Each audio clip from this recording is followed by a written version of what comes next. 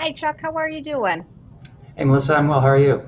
Good, thank you. So today you've got a couple great guests that are going to be speaking on the customs enforcement panel, correct? That's right. Perfect. I'm going to let you get right to it. All right. Well, welcome everybody to CPA's first ever customs panel. We're thrilled to have two VIP guests this hour, both of them directors at Customs and Border Protection who are at the forefront of critical new endeavors for the agency. I'm also joined by Dan Nation, Government Relations Director at Parkdale Mills, who himself has decades of experience helping and training customs professionals in the textiles trade. He's a great resource for those looking to strengthen their relationship with the agency.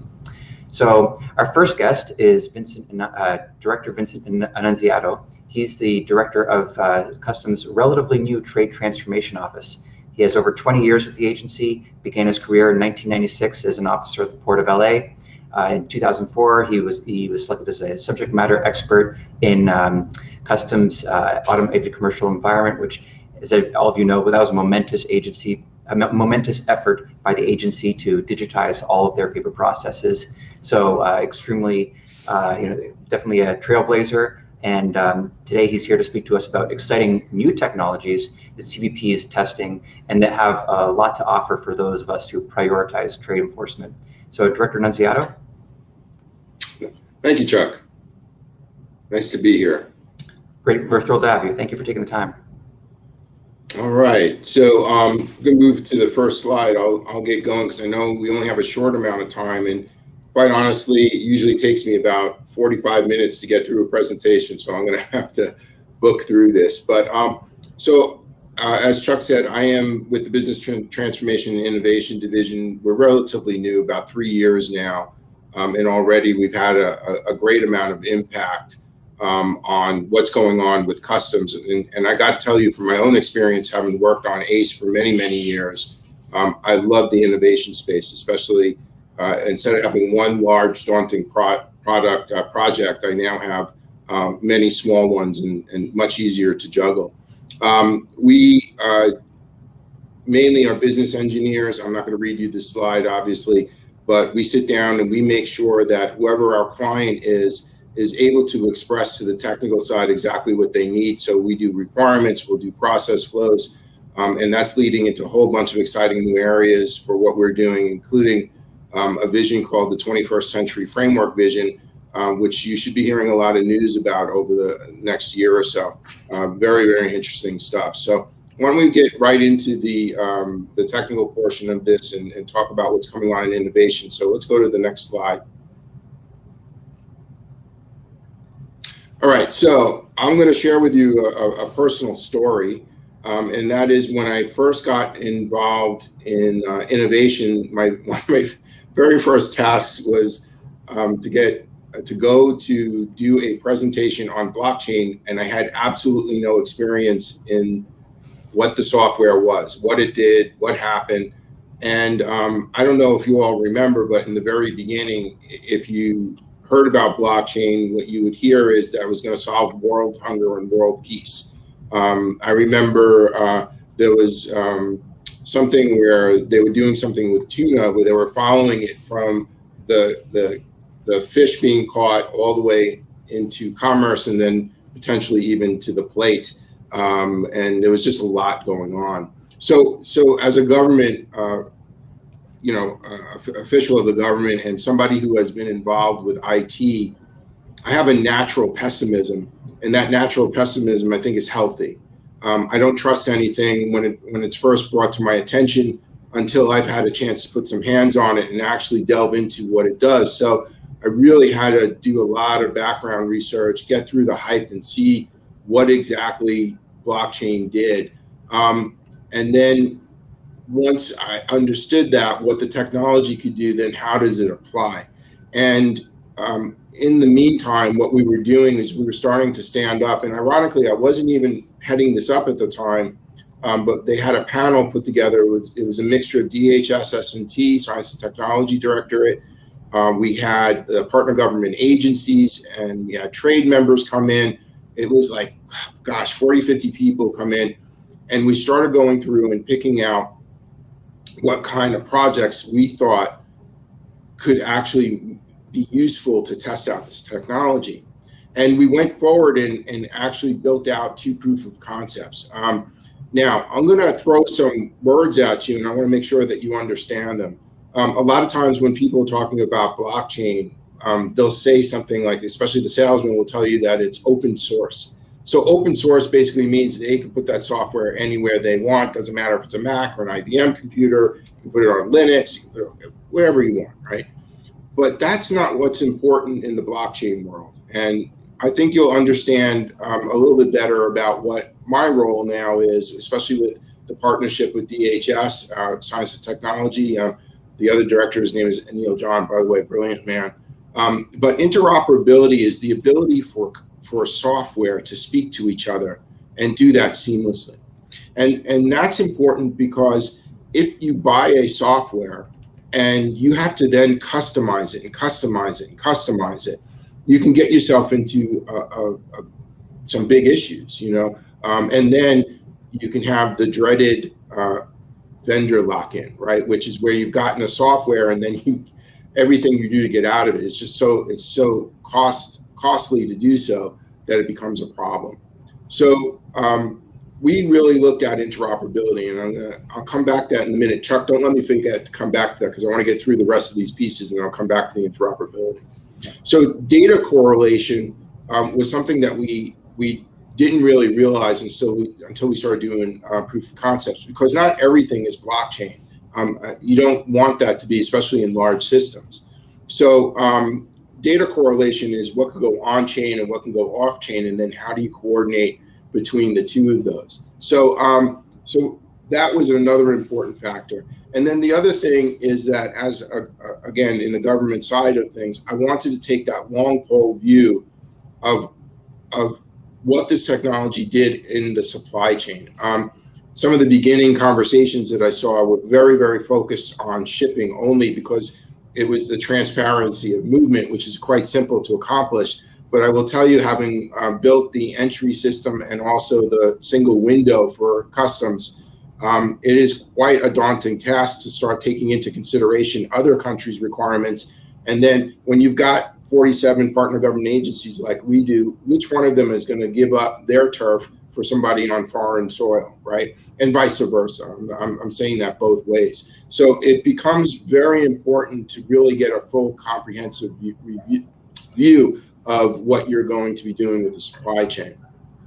Now, the interoperability piece, what I do want to say, and we can move to the next slide as I'm talking about this, the interoperability piece, what's so important about it is that we need ways to make sure that it's not just blockchain that we accept, but all sorts of systems that can be able to put data on our system, because we don't want to drive somebody into one specific software, which would corner the market. We think that's a very unfair business practice. Now, there is some business value in blockchain. I want to talk about this, especially for business people who don't fully understand it.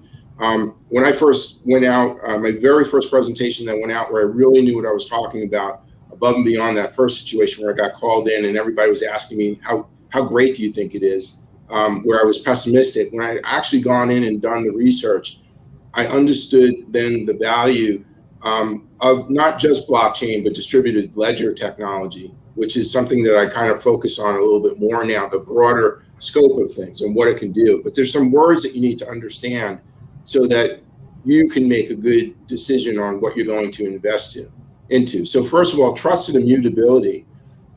So trust is not in the sense that we're used to understanding it. It's not trust like I trust that Chuck is from the trade side and he's the person in charge, right? Or Dan, I mean, I trust that they are who they are, that they're running this, and that's fine. It's not trust like I have with my wife, where I expect that she'll get things done when she says she's going to get them done, and that same trust for me. And likewise, how I sometimes trust my adolescent boys to get things done when I ask them to do it, right? This is trust where there's computer trust. The computer trust is they compare the data when it first comes in to another node on the system, and that comparison lets you know if anything's been tampered with. And that's actually a good thing, but it certainly does not mean that the data, because it's on blockchain, suddenly gets better. We don't want to think that. And that old adage, if you've worked in IT at all, you'll hear garbage in and garbage out. If you put garbage in on a blockchain, you'll simply have really safe garbage data, okay? And that's not what we want. Immutability, this term is often not understood well, but immutability, of course, means you can't change something, but it doesn't mean you can't make changes in blockchain. It just means that when you create a record, it's there and it stays there. It's immutable. It doesn't go away. So when you make a change, it simply comes over the top of it, and you logically see the most advanced transaction. So that's important to understand. Now, I will tell you that the work that the government is doing, which is bleeding now into the private sector, is phenomenal in entity identification, because we need to know if we're dealing with legitimate corporations or people. This is now starting to be, the work that we're doing is now starting to be adopted and looked at by credit card companies, by banks, by all sorts of private industry professionals, because it really could open up a view of the world that we don't have right now, and be of value for everybody. Tracking, I don't need to talk too much about that, but tracking is obvious. We want to know where the goods are going, right? And when you start thinking about tracking, start thinking about digital twins, the actual physical representation of that, digital representation of that physical product, both in its movement and who owns it and where it's at, right? All of those need to be taken into account. For government purposes, origin data is so important, and that's why we need the tracking capability.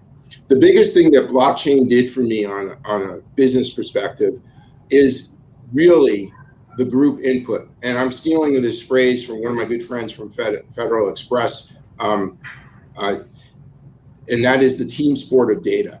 Think of it as everybody in your supply chain now being able to contribute live data as opposed to passing documents, what that can do for your company, to have that real-time data coming in for you.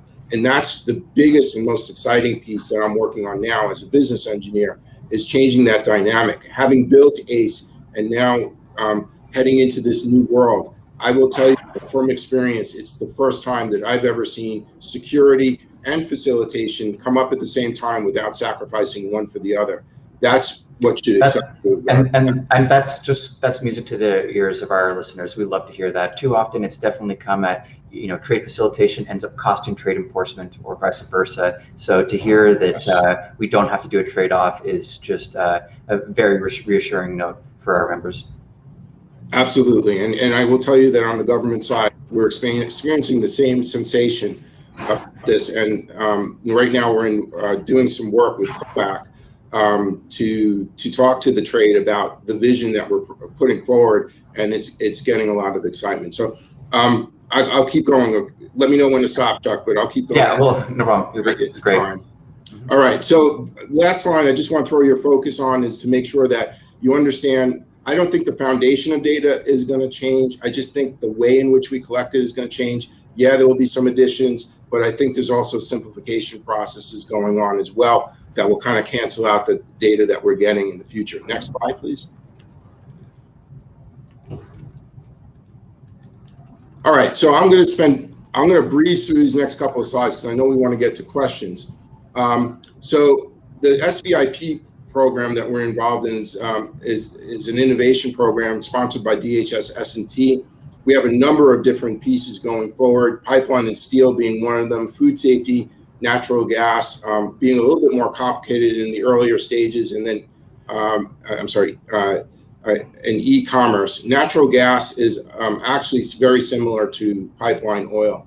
So let me flip, I'm gonna go and flip two slides ahead real quick, because these are the pipeline and the steel project. Now, the reason why I'm stopping here is I'm trying to give you a vision of what the government is doing. And being involved in IT so long, I like to take baby steps instead of just throwing everything at everybody and just saying, go. We can't do that.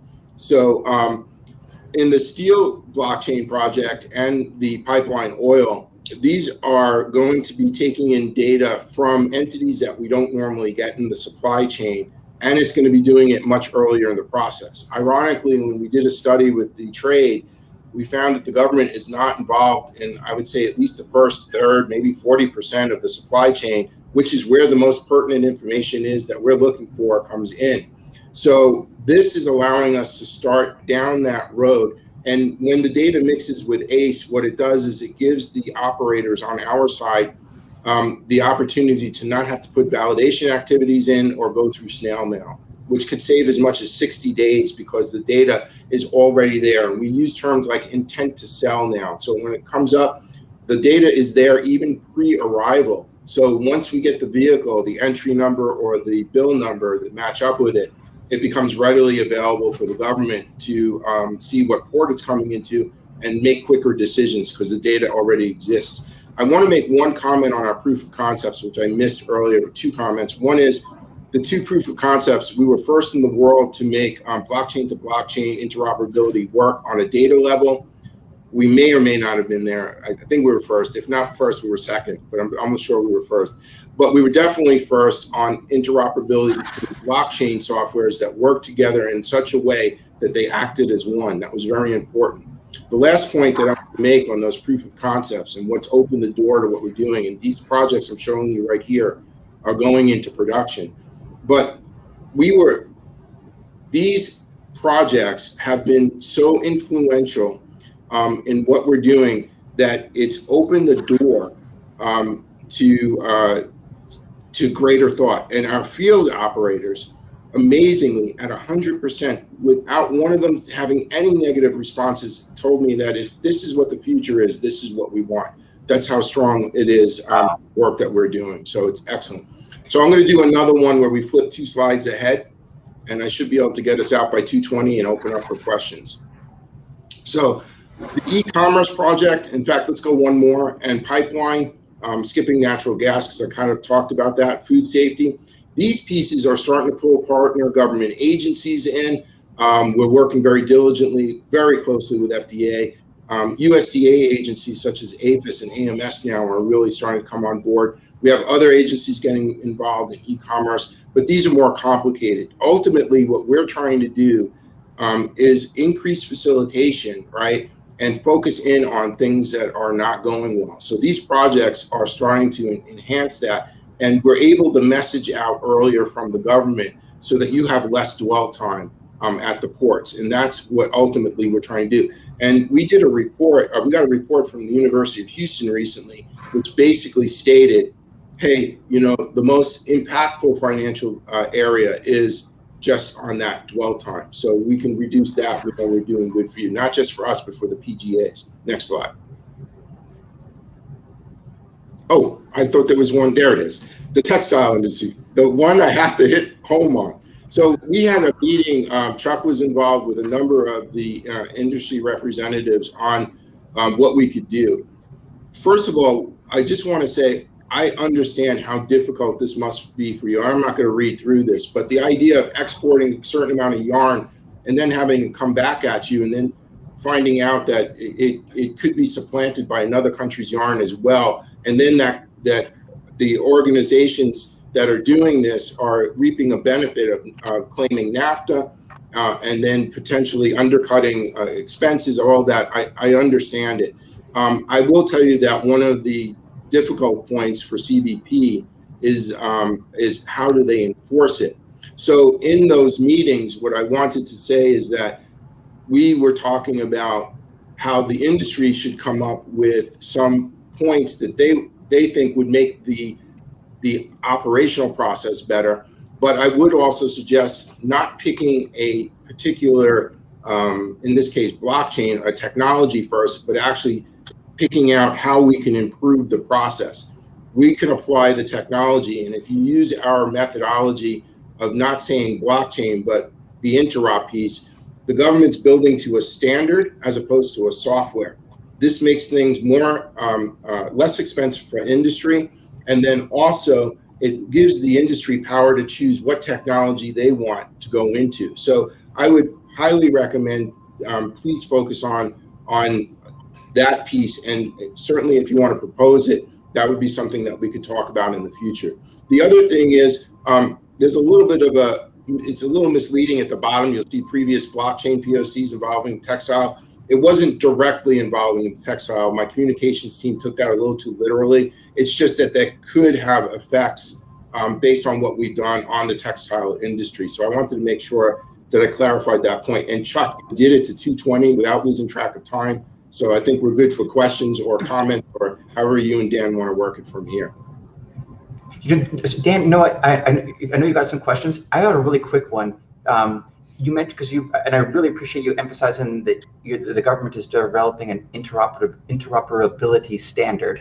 Are you allowed to say, in terms of certain vendors who have been developing software projects for the trade, like are you seeing some, like, are they all they're all sort of hitting the marks they need to hit, or is there some breakaway software? And then I know we've had a lot of questions about, is your standard interoperable things with like the Ethereum blockchain? I don't know if those are two quick questions or not, but I was just wanting to hit those because you emphasized interoperability there. No question is ever simple for me to answer. I try my best. I like to just give yes, no's, but I can't always get there. So on the interoperability piece, they're coming down to 3 areas. One is a decentralized identifier, which is a unique ID number. It comes with a public-private pairing, so whatever network we show up on, if you and I are doing business, Chuck, and you see me on A network and you recognize me, if I'm on network C or M or Z with you, you'll always recognize me. But you can't steal my identity because I have a private key. Very important to understand that. We have something called verifiable credentials, which is attributes. So with those attributes, you're able to not only identify the unique ID number, but the actual entity. So if for instance, for me, if you're looking at my driver's license, you would have attributes. You would be able to know who I am. The key about the verifiable credential, though, is that you wouldn't know if that's fraudulent just by looking at my license. But what I could provide you is an electronic way of actually going to the DMV to know that that's really an active license and that it's legitimate. And then we have something called an encrypted vault, which is the trading of data in such a way that we can make sure that it's secure, so we don't give away trade secrets or PII. It would take me a bit of time to really explain all of this, but I'll just leave it at those standards. And then the companies following it are following our lead. All of these things are being reviewed by the W3C, which is an international that they did all of the standards for the internet. What was your second question? Oh, Ethereum. Is that? Yeah, that's right. That's right. Every single software that's out there in the blockchain world lends itself well to these interoperability pieces. So if you are investing into Ethereum and that's the road that you go, yes, you would be able to interoperate with us. And we even proved that out. You can use Hyperledger Fabric, you can use Microsoft version, you can use any version that you want. And as long as you meet our standards, you would be able to do business with us. It's exciting. That's great. Yes. Dan, I know you got some questions. Well, I'd like to start with a comment, Vincent. Thanks. What you're talking about is really exciting for our industry, and I know I'm biased, but I think our industry probably is the best example of where this can make a difference. And just a couple of quick stories to highlight why that is. A couple of years ago, a major retailer in this country was walking through our corporate office with us on a visit, and they thanked us for this huge program that they were doing in all their stores across the country using our cotton yarn. But we had never shipped 1 pound of cotton yarn into that program. So all of it was being illegally transshipped. It was all falsified. And when we explained that to them, of course, the subject changed pretty quickly. I've seen falsified certificates of origin. I've seen documents that were so poorly, done wrong that it was pitiful in my career. There's a particular product that's made in this country that is shipped into CAFTA region. It's a 40 combed cotton yarn. It doesn't mean anything unless you're a yarn spinner. Then we know through OTEXA how much product is shipped into Central America. And then we know through OTEXA how much product, apparel comes back with that. It's almost 100 times the amount that we ship out. The amount of fraud, the scope of fraud in NAFTA and CAFTA in apparel is staggering. I have a guess, but I'm not going to say it out loud because it's a guess. So just suffice to say that it's staggering. And when you think about all that, the other thing that's important to realize is that textile duties are 40% of the total duties that our government collects. That's a lot of revenue. And when you talk about funding something like this for textile, return on investment is probably days when you think about it that way, because you look at the lost duties, not only from just duties that were paid, but also another big problem is undervaluation. Ladies' jeans are most expensive jeans. Men and women's jeans, ladies' jeans are also always a lot more expensive. They're valued. They'll come in valued at $2 to $3 a pair, because that's what how the duty is calculated on that value. I am not telling my wife that, by the way. Yeah. Okay. Tell her to call me. I'll get her in trouble. So that's why they do it. So I guess that's just to give you a kind of overall view of what we see in this industry, because it's costing this industry a tremendous amount of jobs and money, and companies have been decimated because of it. But I guess my first question would be with the previous proof of concepts, how did CBP settle on these focus areas? Did these companies come to you? These industries come to you rather? Did you go to them? And how was the funding angle addressed? So the first two proof of concepts came from a vote that was a united vote from the trade, the government entities together, which I mentioned earlier. That was something that happened several years ago, which I hadn't instigated. The second group of pieces came from, we actually had something called a 10 by 10. It was a competition that the innovation branch, my branch, threw out to the trade. And we had multiple companies come in and actually compete. They had 10 minutes to propose, 10 minutes to ask questions, and then we voted there. And the food safety piece won out, and then also the e-commerce piece. That was Walmart's and FedEx's. And by the way, it wasn't just the government voting, it was the trade voting as well. So it went really well. The problem that we have right now is that funding is kind of dried up. I am funded by DHS, S&T, and they don't have any extra funding. So there's two things that have to happen. One is we have to get a viable proposal, which I think, of course, based on the impact you would have no matter what.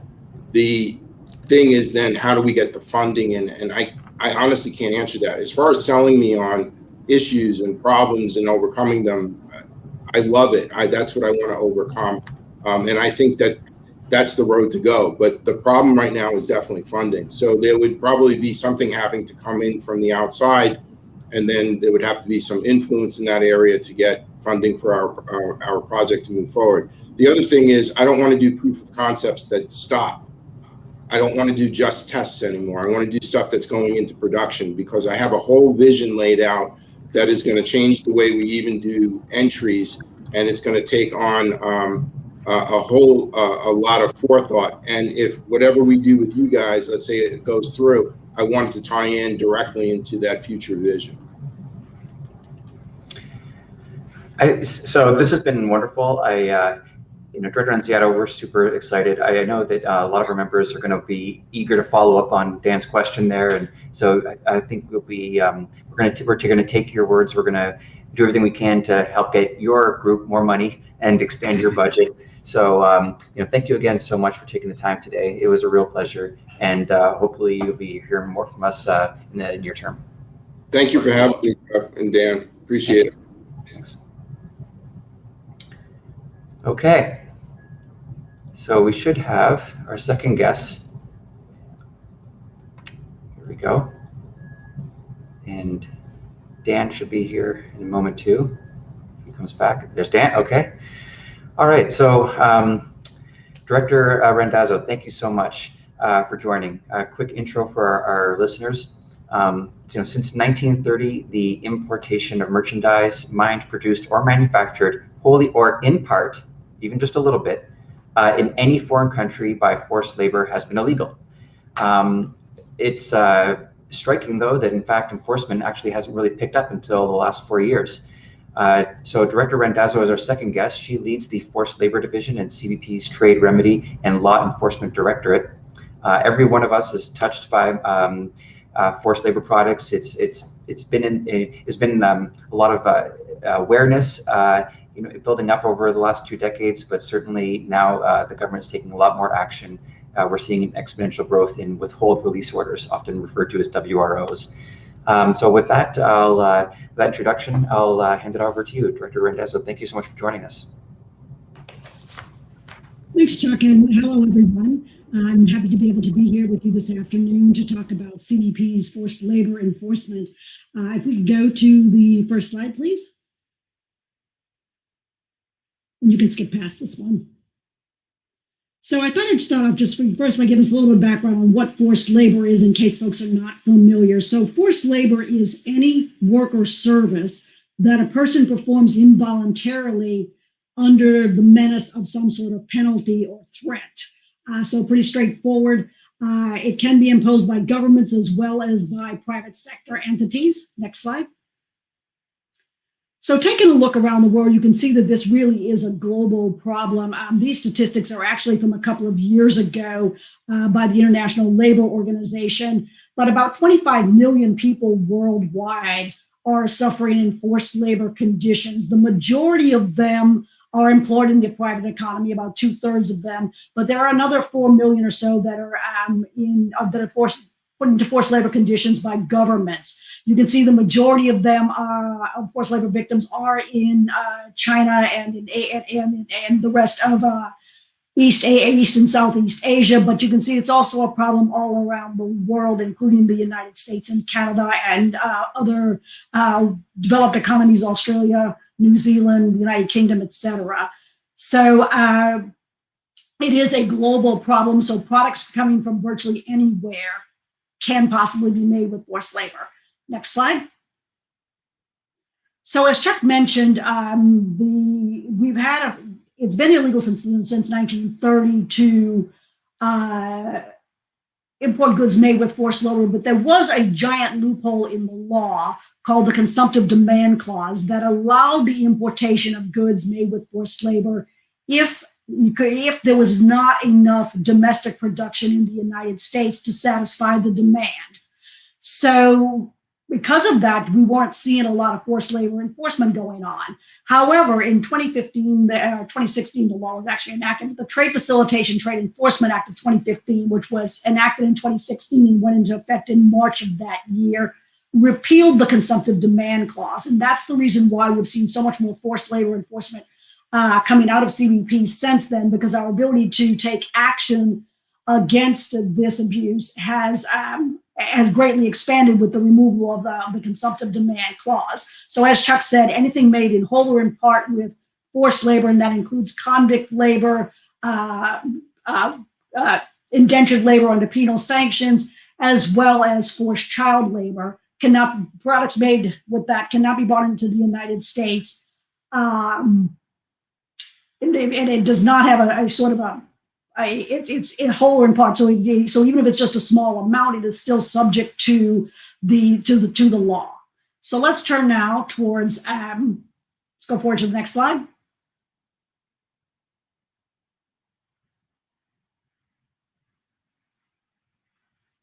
Next slide, please.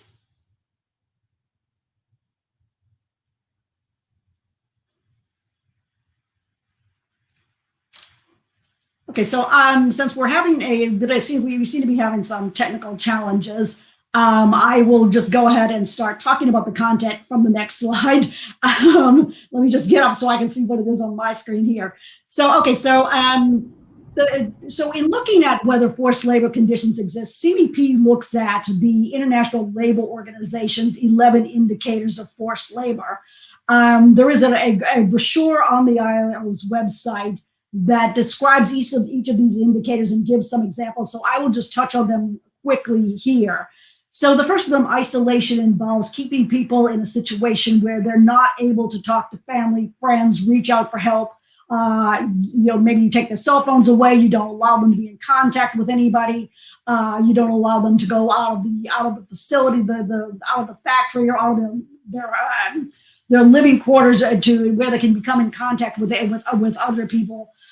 So isolation. Physical and sexual violence is pretty straightforward. Any sort of physical or sexual violence in the workplace would be a potential indicator of forced labor. Restriction of movement. This means that people are not free to come and go. They're not able to leave they're not able to leave the workplace. They're not able to leave living quarters. This is a little bit different from isolation, because in the situation of isolation, so I can be clear, just to be clear, that can be things like they're not allowed to have a cell phone even. There's no way, no access to the internet, no way for them to communicate with the outside world at all. Restriction of movement is just restriction on physical movement. Withholding of wages is not paying people or paying them less than was promised. Deception, this often arises in the recruiting practices, where agencies or the company promises one set of working conditions and a certain salary, and then after the people take the job, they find out that it's different work and different pay under different conditions than what they were promised. Excessive overtime is overtime beyond what is allowed. We've seen conditions where people are working 20, 21 hours a day, 18 hours a day, 7 days a week. So excessive overtime, regardless of whether it's compensated. Debt bondage occurs frequently also as part of the recruitment process, where workers have to pay a recruiting agency a fee to get them a job, and then the pay they receive is so small that they're never able to pay those fees off, so they remain unable to leave the employer because they're never able to pay the fees off, or the conditions are such that they need to borrow money from the employer to make ends meet, and so then they remain indebted to the employer and not able to leave. Intimidation and threats, this can be against the individual worker, but it can also be against their families as well. So threatening the family to keep the worker on the job. Abuse of vulnerability involves taking advantage of people, of a worker's immigration status. For example, hiring illegal migrants and then threatening to have them deported or turning them into government authorities. It can be taking advantage of a person's lack of knowledge of local culture or of local laws. So anything that leaves a person unable to really, it can be taken advantage of, drug use, emotional situations, etc. So anything that takes advantage of a person's vulnerabilities. Abusive living and working conditions are jobs that there's not adequate protective equipment, there's not adequate training to make sure that the workers are safe. There's not the working conditions themselves are unsafe. There's exposure to chemicals, things like that can be without proper protective equipment. All of that is part of abusive living and working conditions. Also, part of that is if the employer is providing housing, it's conditions where there's lack of sanitation, lack of clean drinking water, inadequate bathroom facilities, inadequate sleeping facilities, etc. And then finally, retention of identity documents is holding the workers' passports or holding their national ID cards. Or other documents that such that it would restrict their mobility and their ability to move to move around or to leave because they don't have any sort of identification. Next slide, please. Yeah, if I can jump in, I mean, that's just everything you've just said is so important for everybody in the trade. When you're to listen to, when you're at an industry convention or you're just reading industry blogs and you hear these stories, don't just shake your head and forget about it. Write that down. Tell CBP. If you need help, call us. But just these are important. Don't just forget about it as if there's nothing that can be done. But sorry for the interruption. No, absolutely, great point, and something that I actually will touch on again a little bit later on. Yeah. Yeah. If you see these conditions, you need to do something about it, and it'll become clearer in a little bit why that's the case.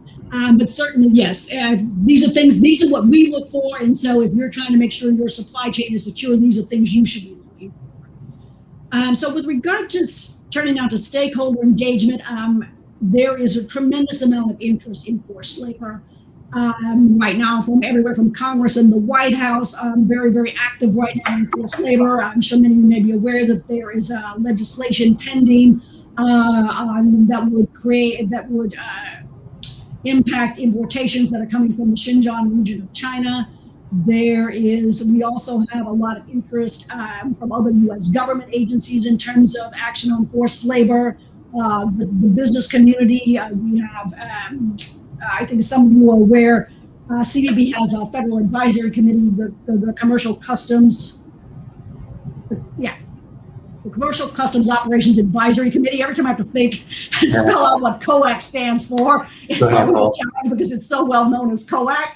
But as some of you know, COAC recently made some, the Forced Labor Working Group there recently made some recommendations to CVP regarding forced labor. A number of those recommendations are things that actually are already in place. So one of them is centered on, an interagency working group and strategy development and working with the trade. But we already have the COAC Forced Labor Working Group. So can I ask you really quickly? Is sure. The list of agencies in that COAC recommendation was really long, and I wasn't immediately clear what would if you view this as a law enforcement exercise, what is the role of USTR in, or just to take one example, in forced labor enforcement?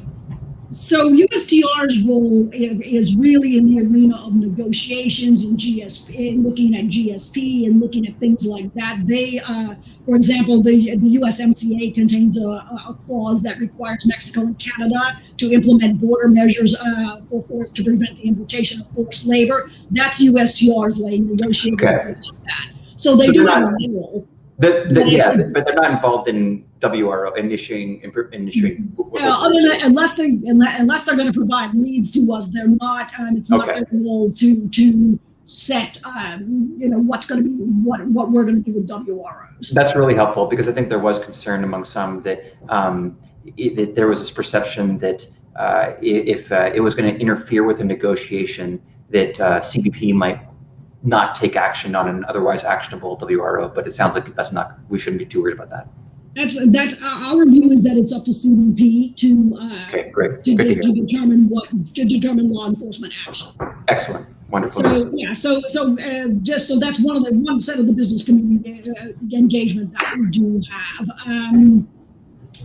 We also, the non-governmental and civil society organizations, those are really key stakeholders because they are the key source of information for us. And I'll talk a bit more about that on the next slide, but they're really a critical source of information.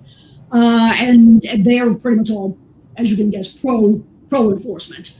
International organizations, we do have engagement. I mentioned the International Labor Organization. There's also the illegal the Organization on Illegal Migration, and some other international organizations that have involvement in forced labor.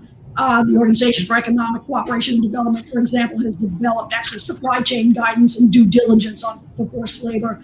And then finally, foreign governments, we are working to help Mexico and Canada implement the USMCA provisions that will prohibit goods from being made with forced labor from entry into North America. It would be the same result of that. Next slide. So where do we get our information? We're turning now more to the investigative process. So where do we get information? I mentioned the NGO community and the CSO community, and they are the primary, really a primary source of leads for us. They provide allegations to us on a regular basis. We also get information, sometimes from the private sector, and if we do that, and I'll talk about this on the next slide, the vetting process for that, because we have to be cognizant of and be wary of situations where someone might try to get an investigation open to harm a competitor. So we do take leads from the private sector, and I'll explain to you later on how to provide that type of information if you have information you want to share. We also get leads from partner government agencies and the intelligence community. So, for example, we do look at the Department of Labor's list of goods that are produced with forced or child labor, and the Department of State's Trafficking in Persons report, which also looks at forced labor conditions in countries. So we take that information and look at whether there's something there that might be actionable for us. We also occasionally get information from other governments or intergovernmental organizations, as well as from individuals such as victims or witnesses. Not listed here, but very important also is the media. We do note what kind of reporting investigative journalists are doing, and that can be a source of self-initiated leads for us. Next slide.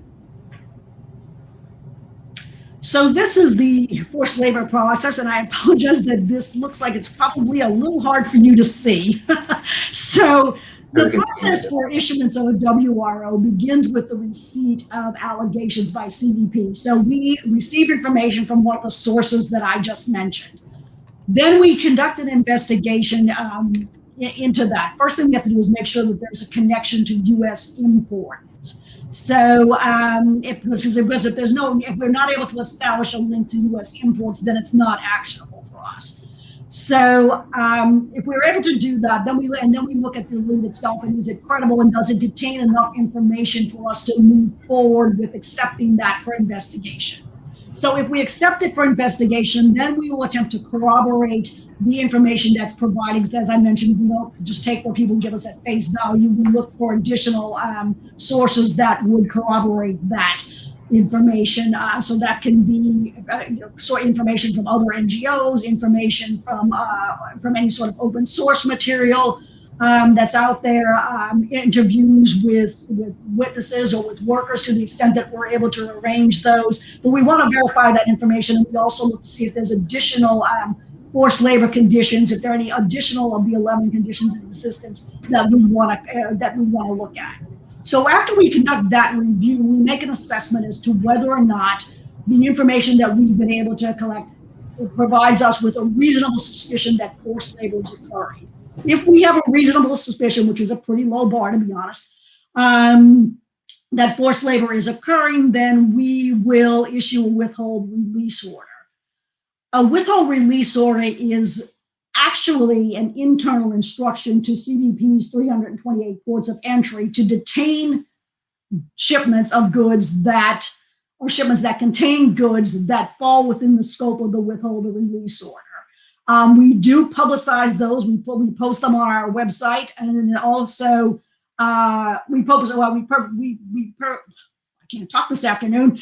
We post on our website the country and the product and who the entities are that are involved in the WRO. We don't publish the details of the investigation in order to protect witnesses, etc. And also because this is an ongoing law enforcement investigation, so we don't disclose the details of the investigation. So we do issue a press release that will tell you what the forced labor indicators that we identified are, so that the companies can be aware of that. So once goods are detained, the importer of those goods has a couple of options. If they're detained under a WRO, then the importer can export those goods at any time to a place outside the United States.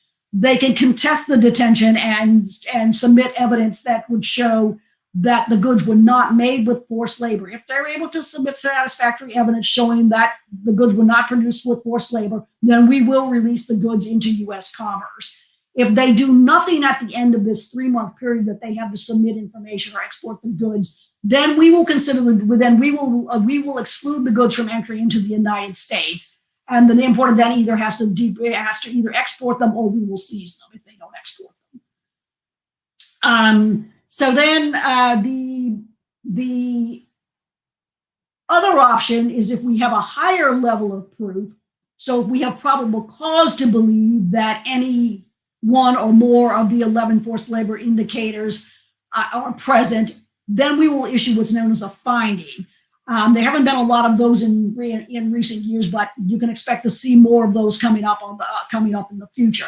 A finding is different from a withhold release order in that the importer cannot export the goods. Once they arrive in the United States, the importer either has to establish that the goods are not made with forced labor and so are admissible into the United States, or CBP will seize the goods. There's no exportation. So they still have that 3-month detention period to establish admissibility, but if they're not able to do so, the goods are seized, and CBP commences forfeiture proceedings to take ownership of the goods. Next slide. Are we able to go, or do I need to just, okay, great. So if you had information that you wanted to provide to CBP regarding potential forced labor case, you would need to, what we would be looking for from you is information that shows the presence of any of the ILO's 11 forced labor indicators and some sort of connection to the U.S. supply chain. Not like you don't have to say, you don't have to tell us which importers or anything like that, but we'd like to know there's some sort of nexus. If you're not able to provide that, we can dig that up, and it does slows down a little bit up front. So the second thing is the details that we'd like to see you provide. Ideally, you definitely need to tell us what the product is or what the commodity involved is. If you can provide information on how the product is produced, that's very helpful to us in looking at in the investigative process and looking at where forced labor might be occurring, and also in looking at what importers might have to establish to seek admission of the goods. The names of the foreign entities here, the business names and investors referred to here, that is of the foreign entities, not the U.S. entities, because we cannot issue a WRO against a U.S. company. It has to be against a foreign company, or in some cases against an entire region or even against an entire country. But so we're looking for the foreign entities that are involved, and then where is the forced labor occurring? Is it in the supply chain? Is it at the farm level, at the raw material production level, at the mining and farming level, or is it somewhere later in the production process, at a manufacturing process? So identify the factory that it's occurring at, or the facilities that it's occurring at, or the farm, or the mine, or whatever location it's occurring at. Our preferred methodology is that you would submit this information online via the e-allegations portal on our website. You can also submit it, and you can't really see it, it's cut off on the bottom of this slide, but you can also submit the information via email. If you do that, we'd ask that you zip any large files, but the email address is forced labor, all one word, at cbp.dhs.gov, and that's also on our web. That information is also on our website. So yeah, there we go. So thank you. So there we go. So those are the two options for submitting information to us. The e-allegations, we're in the process of improving it so that it can accept large files. But if you have video and things like that, then if you have video evidence to provide things like that, then you may have to submit it via the email address. We will, within 30 days of receiving that information, we will review it and get back to you as to whether we're going, and let you know whether we're going to accept it and open an investigation, or whether the information is somehow deficient such that we're not able to open an investigation. But we will let you know. Next slide. We stopped again, and I realize we're getting short on time, so I will. So just to quickly touch on, importers have an obligation to exercise reasonable care to ensure that the supply chain is free of forced labor. So there is an informed compliance publication on our website on reasonable care that has a section on forced labor. We also would refer you to the Department of Labor's supply chain application and the OECD's due diligence guidance for information on how to develop and monitor a social compliance program. And that's what the rest of this slide is. It's information that is further details on developing that program that's described in the supply chain application and the due diligence guidance. Next slide.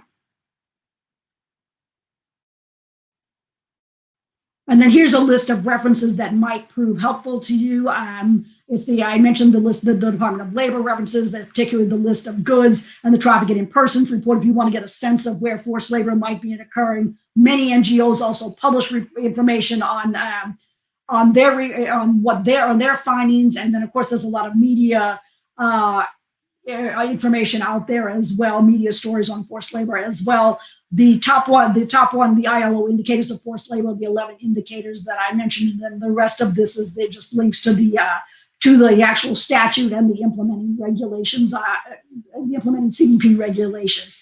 And with that, I will stop it here and be happy to take questions.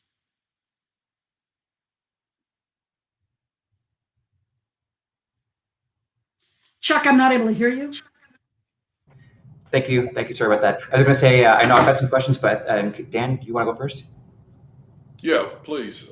First and foremost, thanks for what you're doing. This is, of course, an incredible violation of basic human rights, and we in the textile industry applaud you for what you're doing and support you 100%. My question is specifically about the WRO on Xinjiang province cotton. 85% of Chinese apparel uses cotton from Xinjiang province, and 20% of the cotton in the world is grown there. So a WRO on Xinjiang cotton apparel is a staggering statement in itself. And if it's even lightly implemented, it significantly changes supply chains of U.S. apparel.